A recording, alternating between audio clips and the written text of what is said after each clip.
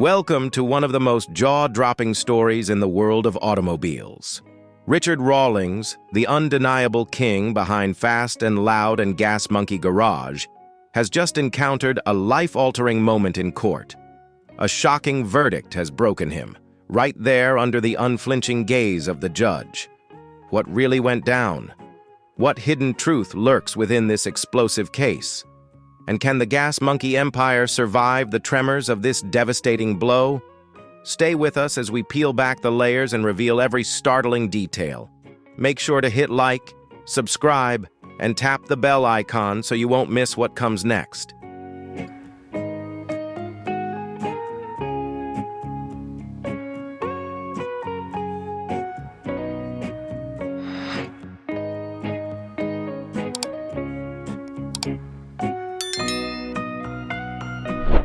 Let's dive in. A courtroom moment that froze the heart of America. An eerie hush blanketed courtroom 4A inside the Northern District of Texas Federal Courthouse.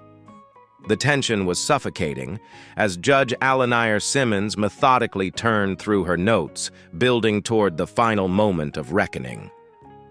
Richard Rawlings sat frozen in place. The confident grin he was known for had vanished completely. His trademark slicked-back hair was in disarray. His black shirt wrinkled and weary from the endless days of trial. And when the judge finally broke the silence, her words echoed like thunder through the chamber, bringing with them a sharp and chilling finality. Richard Rawlings was declared guilty on all charges by the jury, and the court sentenced him to 15 years in federal prison, with no chance of parole for the first 10 years. Then came the final blow. The announcement of financial penalties and restitution demands totaling more than $26 million hit like a hammer. Something inside the reality TV star seemed to fracture. His lawyer, James Westfield, reported hearing a strange noise, a painful blend of gasps and groans, before Rawlings collapsed forward onto the table. It happened in an instant, too fast to process, said courtroom sketch artist Moran Dekwa.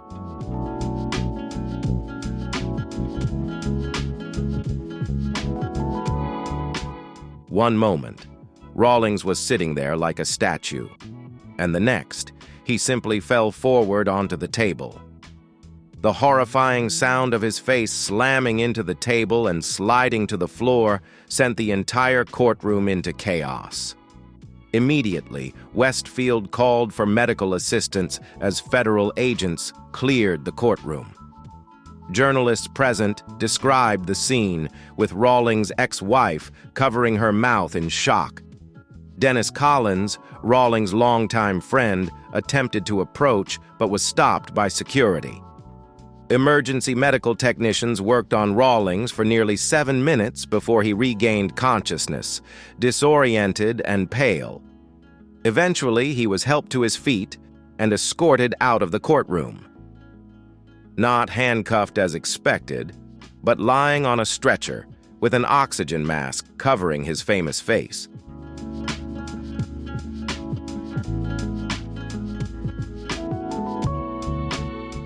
Raymond Wilkins, a courthouse security officer with 27 years of experience handling high-stakes federal cases, remarked, "Famous or not, when that sentence is delivered and you suddenly realize that the life you once knew is over, something deep inside some people just breaks."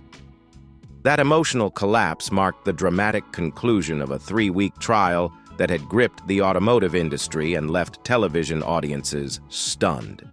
For more than a decade, Richard Rawlings had been a familiar face in homes across America.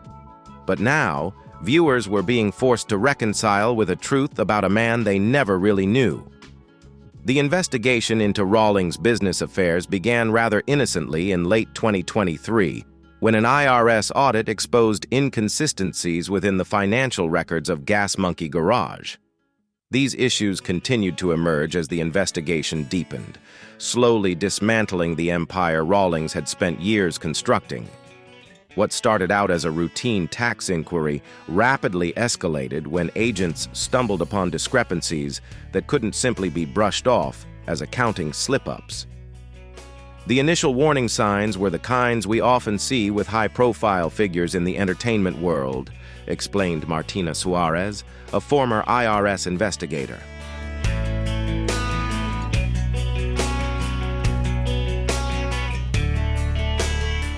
Although she wasn't directly involved in the case, she followed it with keen professional interest. The strange cases of debt forgiveness, the blending of personal and business expenses, and the existence of foreign accounts that didn't quite align all raised undeniable suspicions. But then something far more disturbing began to surface. Prosecutors described it as a sophisticated and intricate scheme, one of the most complex VIN fraud operations ever uncovered in the automotive world. According to court records, Rawlings was accused of systematically altering vehicle identification numbers on dozens of classic cars sold through Gas Monkey Garage and its affiliated businesses over nearly 8 years. Federal prosecutors introduced damning evidence showing that many of the high-value vehicles featured on the Fast and Loud TV show were disguised with fake VINs and falsified documentation. These tactics transformed ordinary vintage cars into ultra-rare high-value models worth several times their real price. The jury was presented with visual comparisons between genuine rare muscle cars and the ones Rawlings was allegedly misrepresenting to deceive collectors and buyers. What a fall from grace. If this story shocked you as much as it did us, like, share, and subscribe, because the next chapter could be even more unbelievable.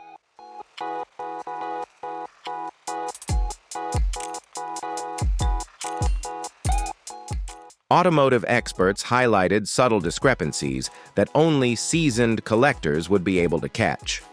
In several instances, the cars had been skillfully altered to mimic their original factory condition, then sold to buyers for hundreds of thousands more than their true value.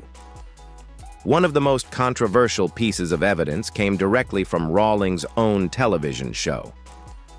Prosecutors played footage of Rawlings passionately talking about discovering unicorn cars, ultra-rare vehicles that collectors fantasize about.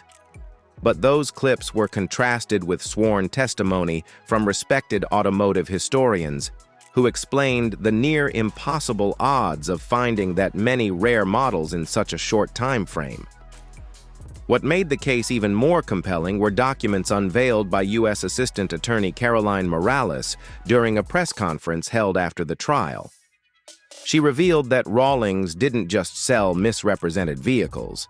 He constructed elaborate fictional histories for them, complete with forged documentation so convincing it could fool even the most seasoned collectors.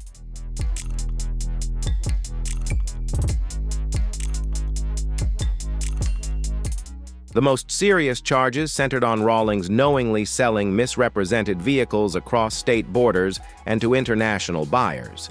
This triggered federal wire fraud laws, which carry significantly tougher sentences. Prosecutors also provided compelling evidence that Rawlings leveraged his celebrity status and his television platform to give credibility to these fraudulent cars. He turned his media persona into a powerful marketing machine for executing this sophisticated scam. The most incriminating testimony came from 3 former employees of Gas Monkey Garage. They described a concealed section within the shop where VIN numbers were allegedly tampered with using specialized equipment. According to their accounts, this restricted area was always off-limits during filming and accessible only to Rawlings and a select inner circle. It was the perfect cover-up, a fact heavily emphasized by prosecutor Daniel Keller in his final arguments, where he claimed that what began as a legitimate restoration show had morphed into the ultimate marketing stage for artificially inflating car values through deception.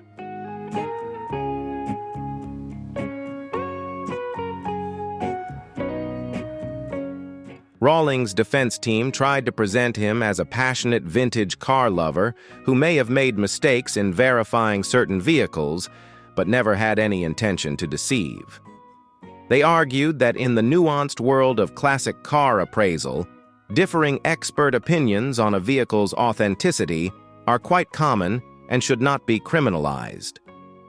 Richard Rawlings built his brand on a foundation of honesty and transparency.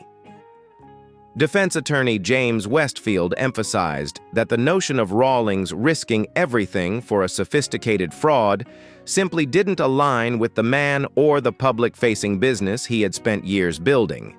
However, the jury remained unconvinced.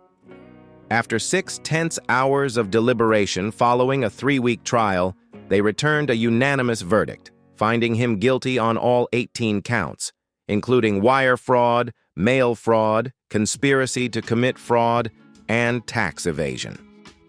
The courtroom sat in stunned silence at the swiftness of the decision, a testament to the overwhelming strength and clarity of the prosecution's evidence.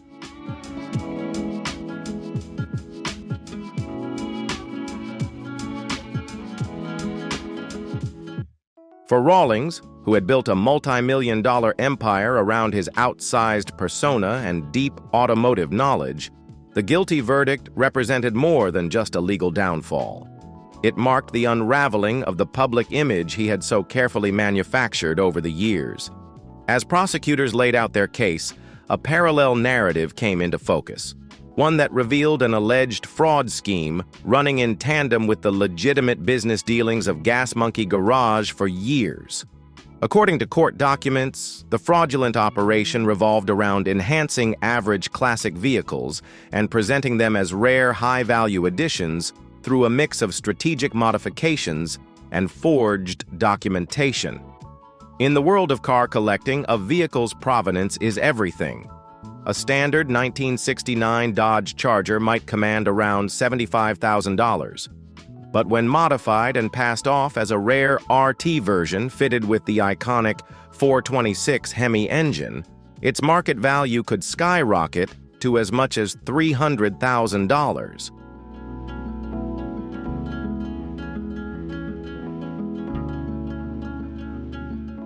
With Richard Rawlings' intricate scheme of deception, the question loomed large. Could he truly escape the web of lies he so carefully spun? Piece by piece, the truth is beginning to unravel, and when it does, it could leave an entire audience in disbelief. If you found this story compelling, don't forget to like and share the video so others can uncover it too. Drop your thoughts in the comments below. We'd love to hear your take on this unbelievable fraud case. And if you haven't subscribed yet, now's the time. Hit that button so you don't miss the next jaw-dropping expose.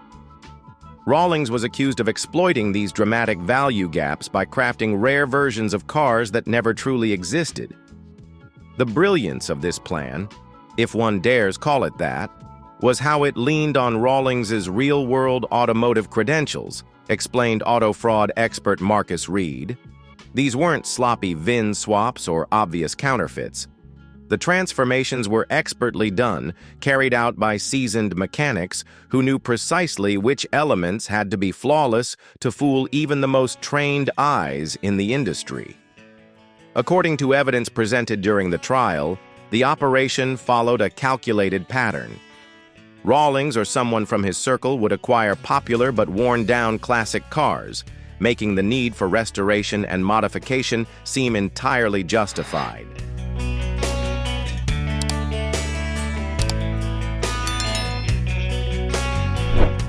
During the restoration phase, the cars were carefully modified to mimic the specifications of rare editions, with subtle changes or additions made to trim details and identifying marks. Prosecutors argued that the core of the scheme lay in the production of seemingly authentic documents used to support the car's new identity. Expert witnesses testified that Rawlings had access to high-end printing technology capable of replicating dealership invoices, factory certificates, and official build sheets. This wasn't simply a matter of tweaking a few digits. Prosecutor Caroline Morales told the jury, "This is manufacturing history." Rawlings was essentially selling complex fictional narratives, reinforced with fabricated physical evidence to make his story believable. The financial impact of the scam was staggering. Forensic financial assessments revealed that vehicles upgraded through this scheme were routinely sold for prices ranging from 300% to 500% above their actual market value.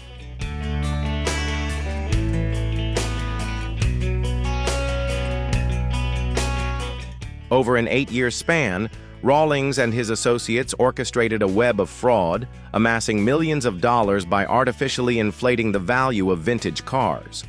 Prosecutors stated that this scheme generated more than $14 million in profits from approximately 40 vehicles.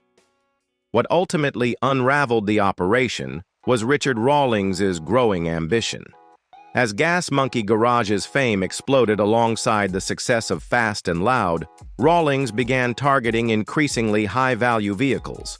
That shift brought increased scrutiny from well-informed collectors, and soon, suspicions emerged that could no longer be ignored. The case broke wide open when a wealthy European buyer purchased a rare 1967 Shelby GT 500, supposedly equipped with factory mods and racing history, for $1.2 million. But when the new owner attempted to insure the vehicle at full value, the insurance company's verification process revealed a heartbreaking truth. The car was actually a standard Mustang, cleverly modified and worth no more than $180,000. The collector testified via video during the trial, expressing his shock and disbelief upon learning he had been deceived.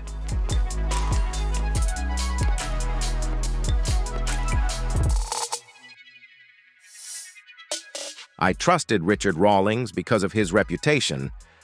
I watched his show and truly believed I was buying a piece of automotive history, but what I received was an expertly crafted fake.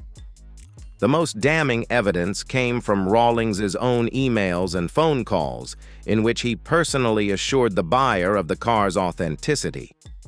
These communications were submitted into evidence and formed a key pillar in the wire fraud charges, one of the most seriously punished offenses in federal law.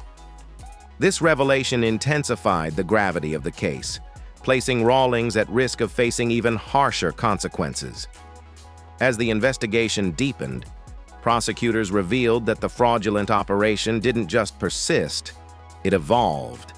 In the early stages, the car modifications were relatively basic, but as time passed, the level of detail became astonishing.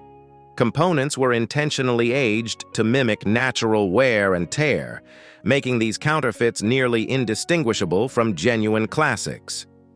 Prosecutor Daniel Keller stated, "We're not just dealing with a typical fraud case here.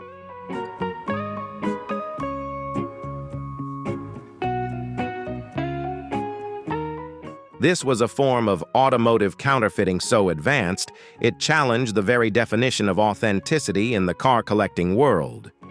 The fallout from this case extended far beyond Richard Rawlings himself. Experts in vintage car authentication testified that the level of sophistication in the fakes had shaken confidence in the provenance of numerous high-value vehicles currently circulating among collectors worldwide.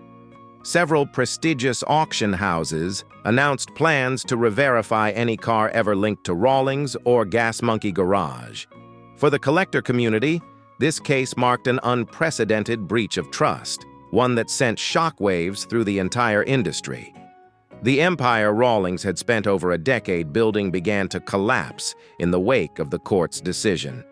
Discovery Networks swiftly released a statement distancing itself from Rawlings and announced that all episodes of Fast and Loud would be removed from their streaming platform pending further review. "We are shocked and deeply disappointed by the jury's verdict," the network's official statement read. Discovery has always prided itself on the authenticity and integrity of our programs and the experts who appear on our shows.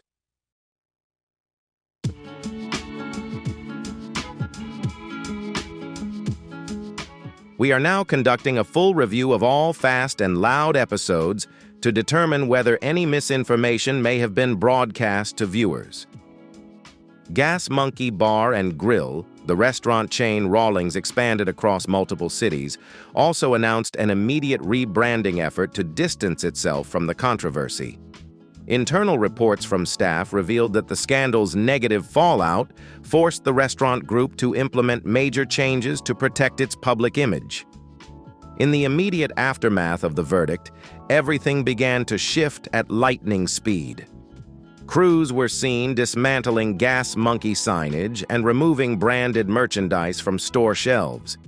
Within hours, the official Gas Monkey Garage website and social media accounts were taken offline, replaced with a brief legal statement from the company announcing that all business operations had been suspended until further notice, pending the resolution of ongoing legal matters.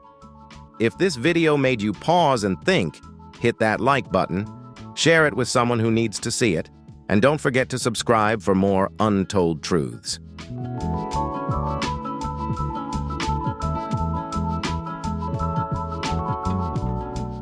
The most notable reaction came from the automotive world, a community that had once revered Richard Rawlings as a true icon of the industry. Once a regular on the guest circuit, Rawlings immediately canceled all public appearances scheduled for the coming months. Automotive publications that had frequently highlighted his custom builds quietly scrubbed any Rawlings-related content from their digital archives. Dennis Collins, Rawlings's longtime friend who stood beside him throughout the entire trial, issued a short statement expressing his shock at the verdict and concern for Rawlings's well-being, though he notably stopped short of proclaiming his innocence. "This is a difficult time for everyone involved," Collins said. "I'm just trying to make sense of everything we've been through."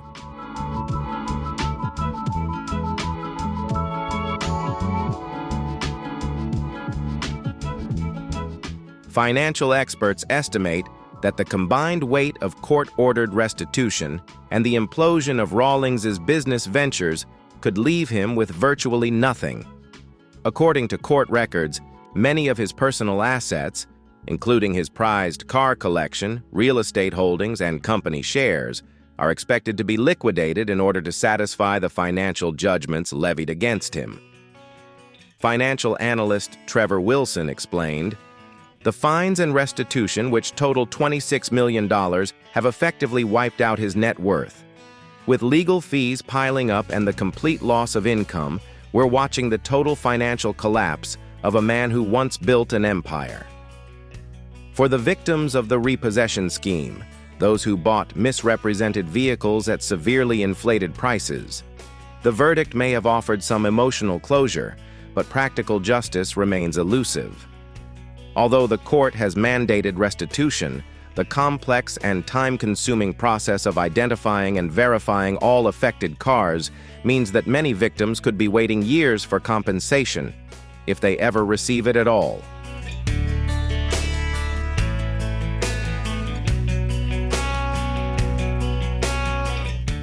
Renowned automotive historian Patricia Lawson remarked, "Just imagine the collectors who believed they were acquiring authentic pieces of car history, only to discover they had purchased sophisticated fakes." This landmark case has ignited urgent calls for reform throughout the car collecting industry. Experts are pushing for more rigorous authentication protocols and greater transparency in vehicle documentation. Several major auction houses have already announced upgraded verification procedures in direct response to the revelations uncovered during the trial. For Richard Rawlings, a man whose entire personal brand was built around honesty and car expertise, the downfall came hard and fast. Once a household name who entertained millions and turned catchphrases into cultural staples, he now faces the grim reality of prison at age 50. His empire has crumbled, and the once unshakable reputation he crafted has been shattered beyond repair.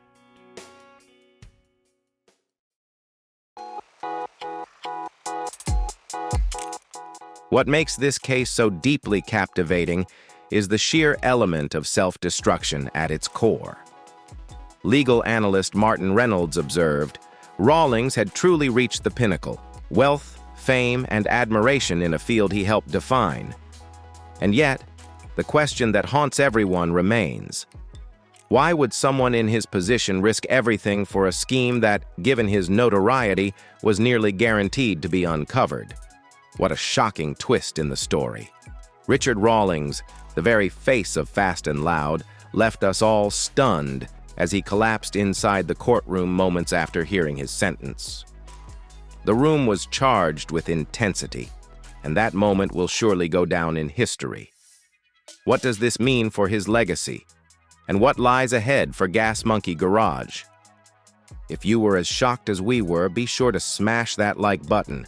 Leave your thoughts in the comments below and hit subscribe for more jaw-dropping stories.